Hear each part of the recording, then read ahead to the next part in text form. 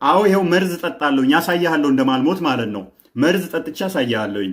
ከሙስሊም ወንድሜ ገዳይ የሆነ መርዝ ብሰጥህ አትሞትም ወይ? ማርቆስ 16:16 ሳይሆን ማርቆስ 16:18 ላይ ያለውን የሚያምኑ እነኚህ ምልክቶች ይከተሏቸዋል፣ የሚገል እንኳን ቢጠጡ አይሞቱም የሚለውን እዞ የአይጥ መርዝ ልስጥህ ትጠጣለህ ወይ ብሏል። አዎ ይሄው መርዝ ጠጣለሁኝ ያሳያለሁ እንደማልሞት ማለት ነው። መርዝ ጠጥቻ ያሳያለሁኝ። ነገር ግን ይሄ ልጅ በንባብ ያመጣው ሳይሆን እነ አህመድ ዲዳት እነ ዶክተር ዛኪር ናይክ እንደገና ደግሞ እነ አቡ ሃይደር ደጋግመው የሚሉት ጥቅስና ደጋግመው የሚጠይቁት ጥያቄ ነው። ይህንን ጥያቄ በ12 ምስማር እንከረችመዋለን። እንዴት እንደምንከረችመው እኔ መርዙን ጠጥቻ ያሳያችኋለሁኝ ምንም እንደማልሆን ማለት ነው። ቅድሚያ ግን እነ ዛኪር ምን እንደሚሉ ማዳምጧቸው። has a scientific test how to identify a true believer. It's mentioned in the Gospel of Mark, chapter number 16, verse number 17 and 18.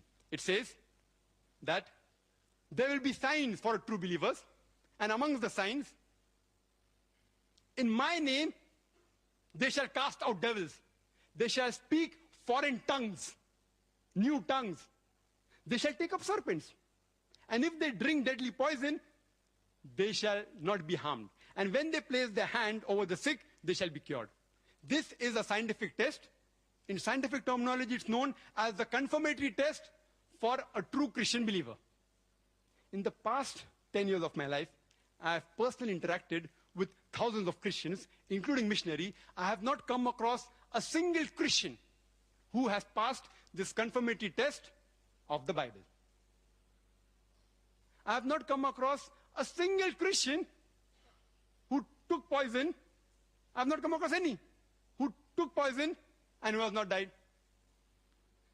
And in scientific terminology, this is also called as a falsification test.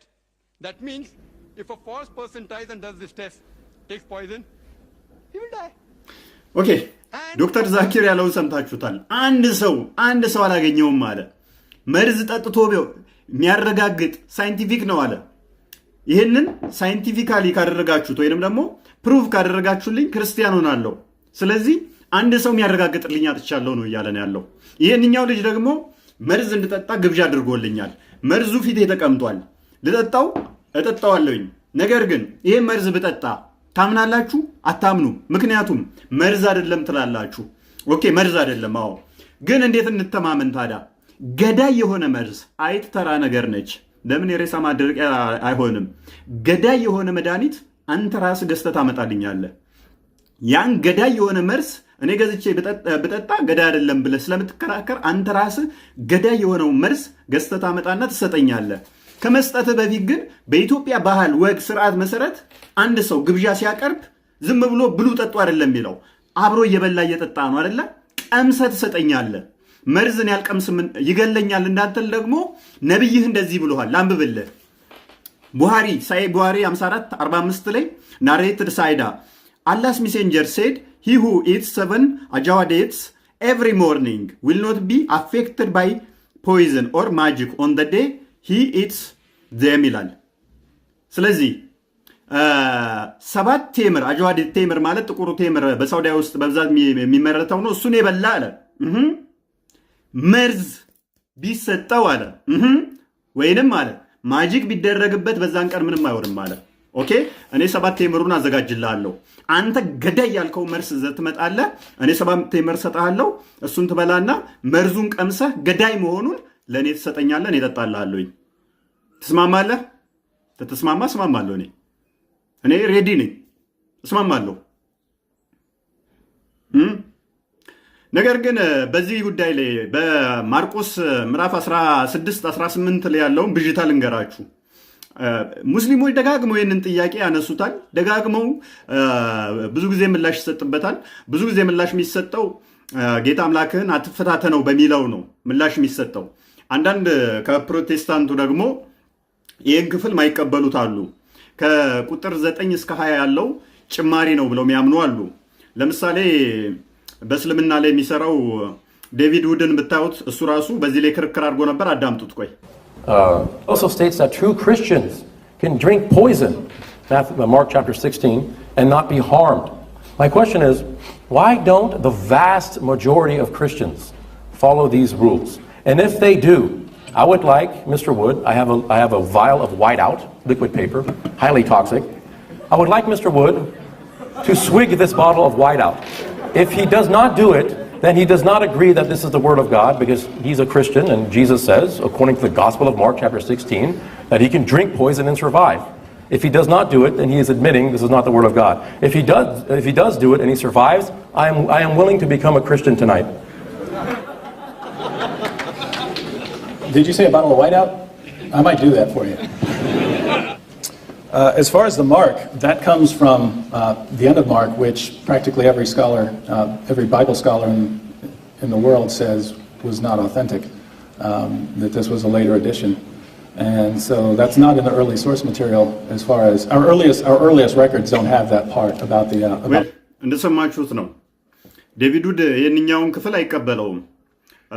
ከቁጥር 9 እስከ 20 ያለው የቀደሙት ኮፒዎች ላይ የለም የሚል እንትን ነው ያለው።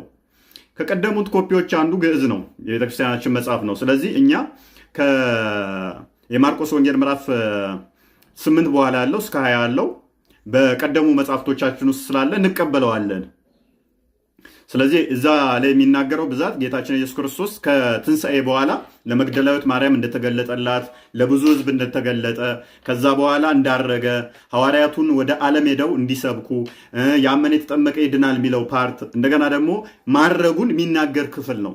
ይሄ ክፍል እኛ ጭማሪ ነው ብለን አናምንም። የቤተክርስቲያን መጽሐፍ እንደመሆኑ እንቀበለዋለን። ለምሳሌ እዚሁ ላይ ግን ምላሹ እኮ አለ። ምላሹ ቁጥር 16ን ብታነቡት እንደዚህ ይላል፣ ያመነ የተጠመቀ ይድናል ይላል። ሚድነው ማን ነው? ያመነ የተጠመቀ ይድናል፣ ያላመነ ግን ይፈረድበታል ይላል። ይሄ እያወራ ያለው ስለ ነጠላ ህዝብ ሰው ነው። ያመነ ሲል ስለ አንድ ሰው ነው እንጂ ያመኑ እያለ አይደለም። ያመነ የተጠመቀ ይድናል፣ ያላመነ ግን ይፈረድበታል አለ። ኢንዲቪዥዋል ነው፣ ሲንግል ነው፣ ሲንጉላሪቲ ነው እያወራ ያለው። ስለ ሲንግል ፐርሰን ነው እያወራ ያለው።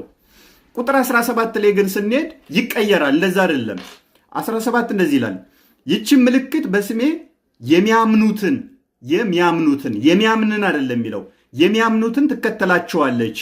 በስሜ አጋንንት ያወጣሉ፣ በአዲስ ቋንቋ ይናገራሉ። ይናገራል ሳይሆን ይናገራሉ። እባቦችን በእጃቸው ይይዛሉ። ይይዛል ሳይሆን ይይዛሉ። የሚጎዳቸውም ነገር የለም። የሚጎዳው ነገር የለም ሳይሆን የሚጎዳቸው የለም። የሚገድል መርዝ ቢጠጡም የሚጎዳቸው የለም።